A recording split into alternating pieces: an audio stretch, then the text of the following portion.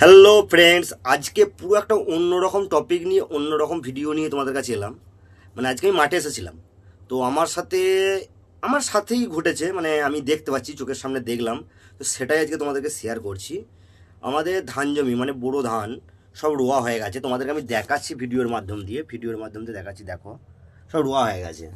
তো আমাকে বাবা হঠাৎ করে বললো যে যে জমিগুলো রোয়া হয়ে গেছে ওতে ঘাস মারা ওষুধের প্রয়োজন আছে। ঘাস যাতে না হয় তার জন্য কিছু ওষুধ দিতে হবে। তো আমি ওষুধ দিতে এসেছিলাম। তো ঘাস মারা ওষুধগুলো সব দেওয়া হয়ে গেছে। হয়ে যাওয়ার পর হঠাৎ আমার চোখে পড়লো এই জিনিসটা, আংটি। কিন্তু আংটিটার ঘটনাটা তোমাকে ব্যাপারটা খুলে না দেখালে তুমি বুঝতে পারবে না কি। এই আংটিটা দেখতে পাচ্ছ, আংটিটা আমি হঠাৎ দেখছি আংটিটা কালো হয়ে গেছে। ঘাস মারা যে ওষুধটা আমি ইউরিয়া ডিওপির সাথে পাইল করেই ছড়াচ্ছিলাম। কালো হয়ে গেছে, হয়ে গেছে। এই জায়গাটা লক্ষ্য করো, পুরো পুরো কালো করে দিয়েছে। তো এইটা দেখার পরে আমি মনে মনে ভাবছি, এই ওষুধটা যদি একটা রূপোর আংটিকে পুড়িয়ে কালো করে দিতে পারে, তাহলে মানুষ যারা ওষুধ খায় নিজেকে শেষ করার জন্য এই ওষুধগুলো খেয়ে নেয়, বিষ খেয়ে নেয়, তাদের ভেতরটা কিভাবে পোড়ায়।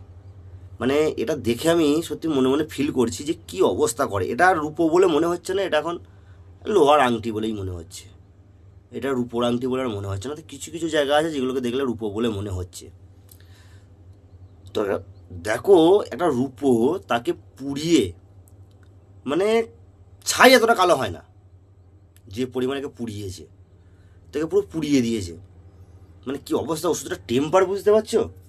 সে ওষুধটা কি পরিমাণ টেম্পার।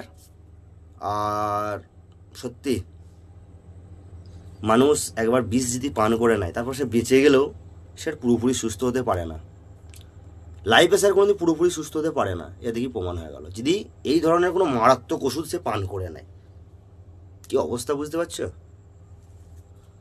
তো চট করে কেউ মরার সিদ্ধান্ত নিও না। আর জীবনে যতই টেনশন আসুক, কষ্ট আসুক, আল্লাহর দেওয়া জীবনকে শেষ করতে যেও না নিজের ইচ্ছায়। বাট বেশি কিছু বললাম না, এইটা দেখলাম তাই তোমাদের শেয়ার করলাম।